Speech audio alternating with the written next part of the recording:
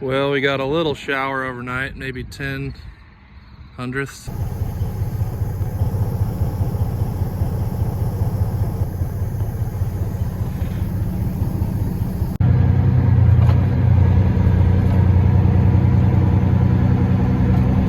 Meet the Peterson family. Our dad, the three Peterson brothers, and our families farm together in central Kansas. Our family farm started in 1882 and has been raising cattle and crops ever since. Please subscribe to this channel and give us a like and a comment if you enjoy the video.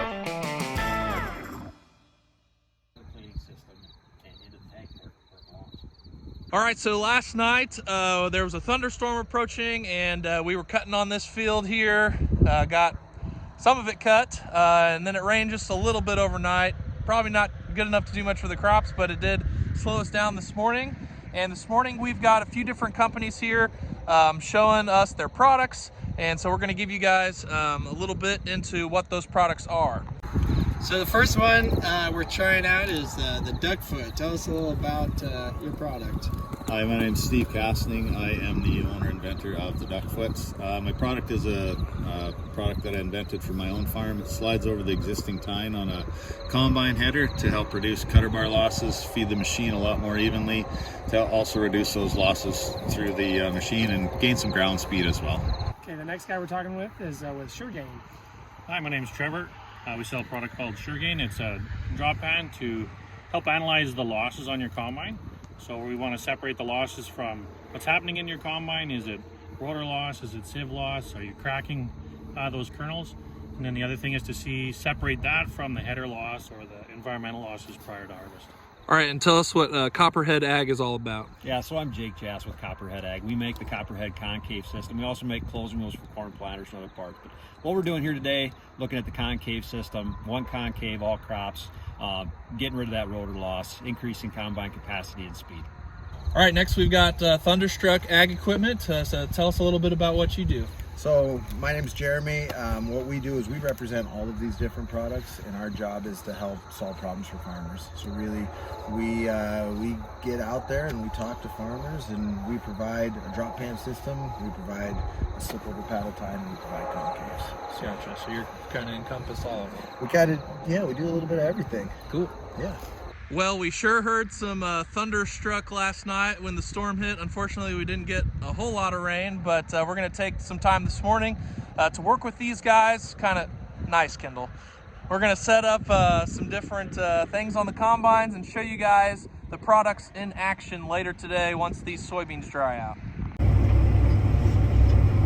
Cutting our irrigated beans today. That's what's up right there. That's what water does. Well, I guess I better go when you're ready.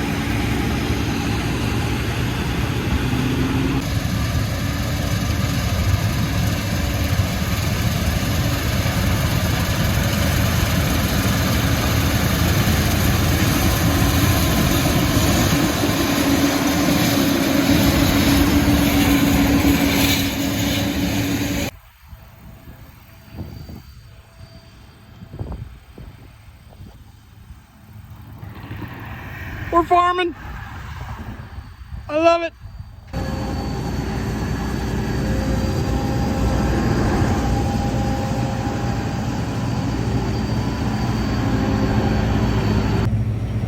Cut down. Had to make it to the truck.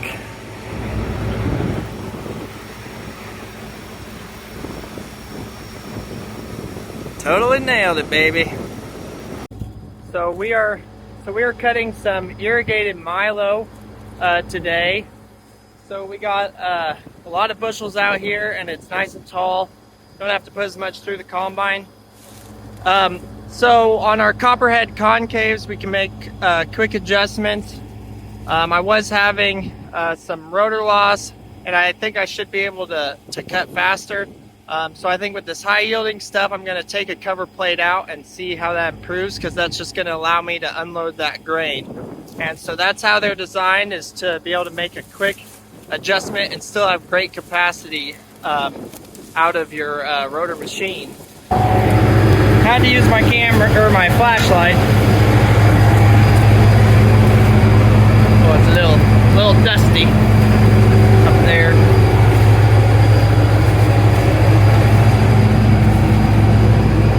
So I think I'm just gonna take the second one out. Okay. I take that loose. I put this back. Now we still have one in there, and it's partially open. And we're gonna have these bigger round bar open to unload more grain and see if we can't get more on the cleaning chute, because I was having zero cleaning, zero shoe loss, and so I want to drop it out of there faster. So now I just put these back on, and I'm good to go. Alright, got a load of Milo here. It's white Milo. I better get to the elevator because the bushels are coming off fast.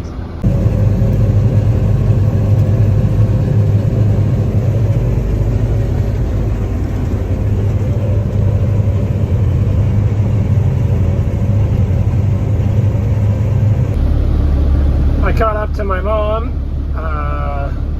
I'm driving a semi, she's driving a semi from the same field. They got her tested there, and I don't know who me. We are hauling to the local co-op today, so this is about the closest haul we get to do most of the harvest.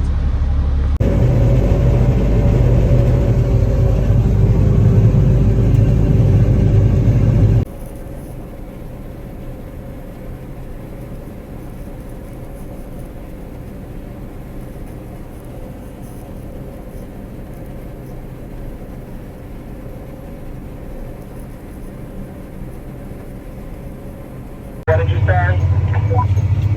She said at noon that she was supposed to get to go home today.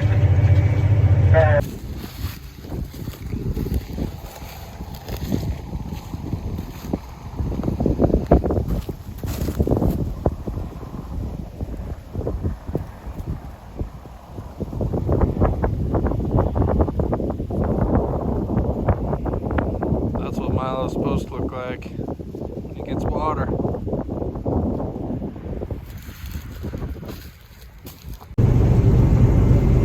My dumb iPhone camera makes it look like it's lighter outside than it actually is. It's pretty dark. Playing the lights game, Nathan. Gonna see who wins.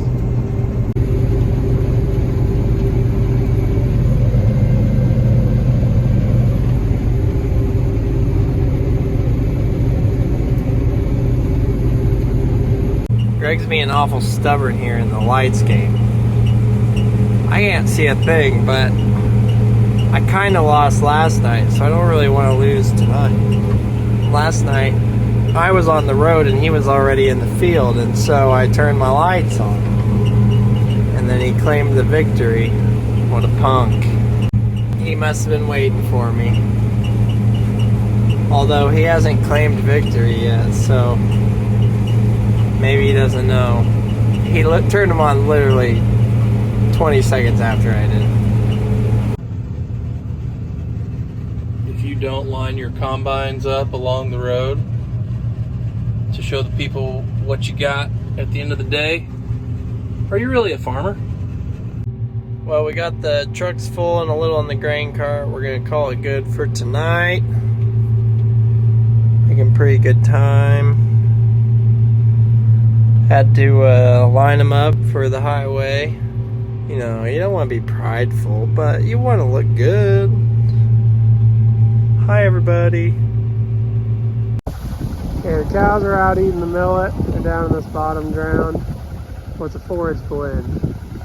Down in this bottom ground. Sharing it with those birds. Birds go around eating seeds. It's kind of sprinkling this morning, and it's the coldest it's been in a long time. It might be in the 40s now. It was like 50 when we woke up, but it's wet. It's a wet and cold. So, I'll keep these cows happy. They're going to want to eat a lot more if it gets 20 degrees colder on average each day. They're going to need more energy for themselves and their calf. Well, we were all set up to have a good big day, and now it's sprinkling. And if it sprinkles just enough to make the Milo wet, I'm going to be pretty annoyed. It is a little frustrating to be kicking up dust on the road and it being so dry we don't have moisture to drill wheat into, and yet it's sprinkling just enough that we can't go cut Milo. But it'll clear later and it's fine. I just wish weather front would bring in an actual rain. I know why it's sprinkling, because we left the tarps off the trucks, but it's seriously not even raining hard enough to bother that. It's just sprinkling enough to get all the heads and leaves wet, like a heavy dew at 10:30. Whatever. So this is some real good stuff here. Obviously the whole field isn't doing this, but this is kind of in this little bowl.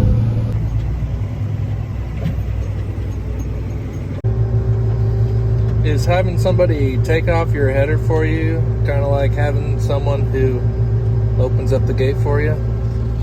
If so, I'm living the life. On the road again. Going slow through the ditch. Okay, it's a Friday, but weirdly it's a K-State game day. The Big 12 kind of has one game every week, I guess, on Friday. And my wife is gone tonight, so I was trying to get chores done here. I got all the cattle lined up, all the different pens. Trying to get all them fed before kind of the game starts. Anyways, I think we're gonna wean these spring calves tomorrow. It's early October. Sometimes we wait till the end of October. One year we weaned the bigger ones in September and the lighter ones in, I think, November. Anyways, they're big enough to be weaned. We've been feeding them a little bit of silage to go with all these corn stalks. It's a big quarter section of corn stalks. I'd like to stop feeding the cows silage. They don't really need silage anymore. So I want to get those calves weaned. They can be on an even better ration, one that's formulated for them and matches we want to get their intakes higher, because the cows push them out at the bunk. You can already see some of these calves getting pushed back. So we get them separated, get the calves the nutrition in the bunk, get the cows kicked out to a different water source. The calves will have even intake across them when they all weigh, 600 pounds instead of getting pushed out by these 1,400 pound cows. So we'll get them weaned. I believe we still need to run them through the chute. They have the pre-weaning shots, but there's a little bit more we can do for them. Okay, we let the calves back into this pen. They're up at the bunk munching on some hay. The cows are back in this pen. This is what we call fence line weaning. So they still get to see each other, but the calves just can't nurse. They're gonna learn how to eat as much as they need without their mom. But the good thing is their mom's already taught them how to eat out of this bunk, so they already know how to eat out of this bunk.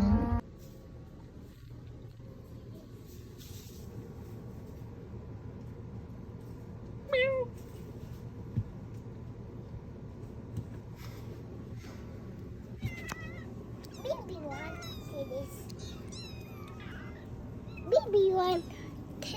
Be careful how you hold it. No. Brighton, how many kittens are in the bowl? 2. How many are in there?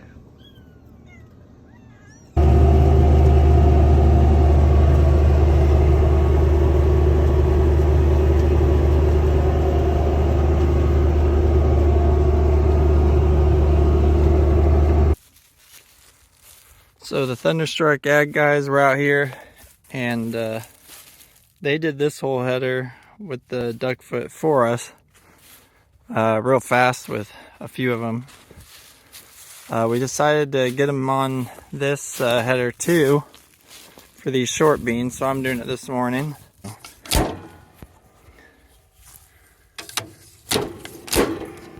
So they slam on there nice, and then there's caps that go on the back of them just for extra strength. Keep it from piling up and falling in front of the cutter bar. So we're back on some stinky beans here. Not very good. We're gonna check behind both headers right now and see what the difference is. So you can see there's no shattering, there's no environmental losses before we cut. We'll look around. There's one. You can find some, but I would say there's half as many. So you don't have as many falling in front and going underneath the header. Sometimes in short beans, you can't even reach the plant with the actual bar. And so to have a little more mass from the duck foot is really gonna help us. Well, that wasn't a very fun field to cut. We're pretty much done with it. I'm filling up this truck. It'll be pretty much full. And the rest of the field's a little green, so we're just gonna take this semi in, I think. Fall drilling has started. Weirdly, we're not drilling wheat, we're drilling triticale first. For triticale, it's really weird that all our milo is cut before we drilled any wheat. This will be for a cover crop down in this low area. A whole bunch of water runs through here.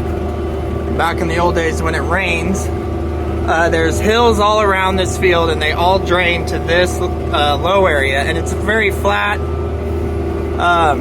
and so it raises really good crops, and we've got it fixed up so it doesn't wash. But I want cover here, and also it can be muddy, so I'm just drilling this corner. I was going to do the whole field, but we have some manure to spread up on the upland, and with how dry it is, I'm kind of giving up on drilling the whole field. It'd be nice to get some moisture to drill wheat into anyways, but we're going to get started today, if everything goes well, and start drilling the wheat stubble ground and the corn ground that should have maybe a little moisture. All right, it's Monday morning, and just filled up the air seeder. I spent all of Saturday drilling triticale after those corn stalks out there. This here is corn stubble from where we chopped, and we're putting triticale here also. This will just be a cover crop on both of those fields that we're gonna go to before we plant beans next year. And then as soon as Nathan's done drilling this field here, we're gonna start drilling wheat. So that's the plan for today. And we're also gonna go and try to finish harvesting this afternoon the milo and the well, there's just a tiny little bit of beans left that we left from like day one of bean harvest. So we're wrapping some things up and getting started on wheat, hopefully as well. There's not really any rain in the forecast really, so it feels kind of pointless to plant wheat, but you gotta just do it, I guess. Okay, well, got to the field. Bad news. The PTO shaft right here. Has anybody else had this problem on a combine where that part of the PTO shaft slides out and falls out? You have one of these pieces that's supposed to hold it in this spot, and then it falls out. This happened to us another time, and we started wiring that one up. So we have a wire on that platform. This platform is our new Macdon, and we didn't have a wire on it, and so we'd always just trusted that. Well, it only took one harvest for it to fall off.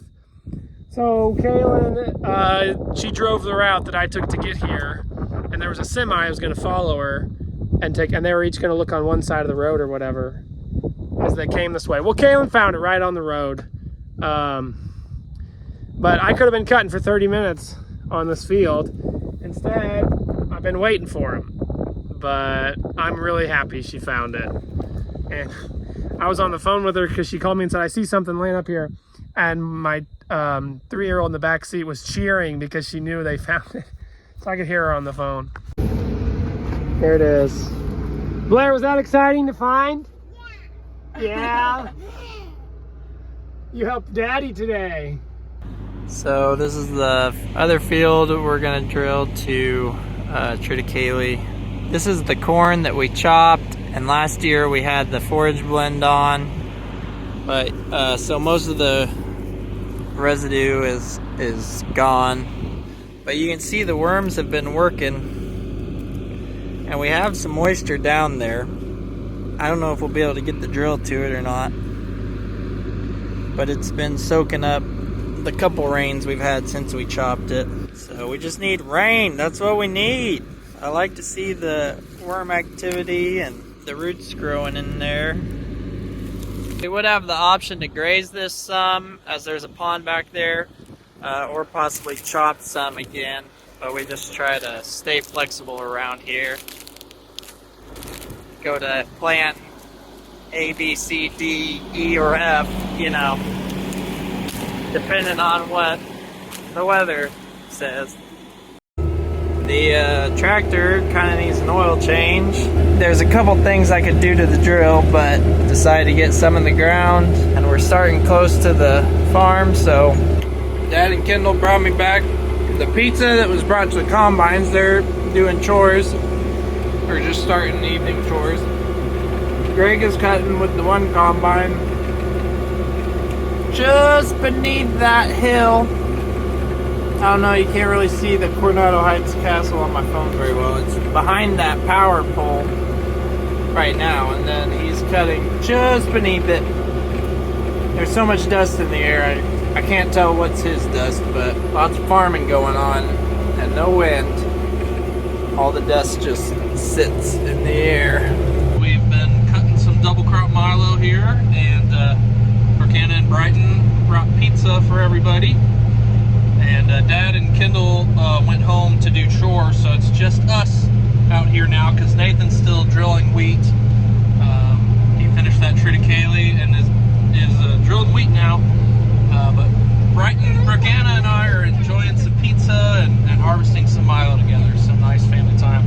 This is my field in front of my house that was wheat this summer. If you guys remember watching that in the vlog by Coronado Heights here.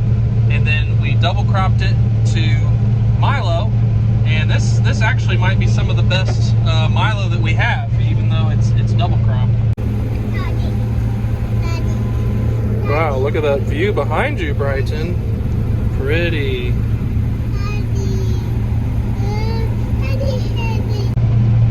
So Burkina, the question on everyone's mind is when is the baby due?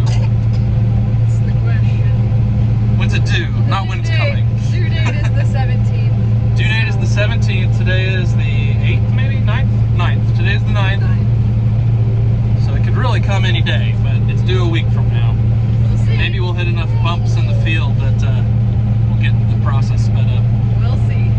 Are you ready to be done being pregnant? Yes, I'm looking forward to meeting him. Yes. Are you looking forward to meeting baby brother Brighton? Yes. Can you say baby brother? Can you say it? Baby brother. When we found out our due date was October 17th, we were a little nervous, obviously, because it's a busy time in mid-October on the farm. But this year, more than any other years, I think we'll basically be done with harvest by October 17th, and knock on wood. But the thing now is, will we make it to October 17th? Because we feel like it could happen any day, right? Yes. Especially with Brighton crawling all around it. Yeah. So the plan is to take it day by day, and whenever the baby comes is when it comes. And Brighton is excited to have a baby brother, aren't you?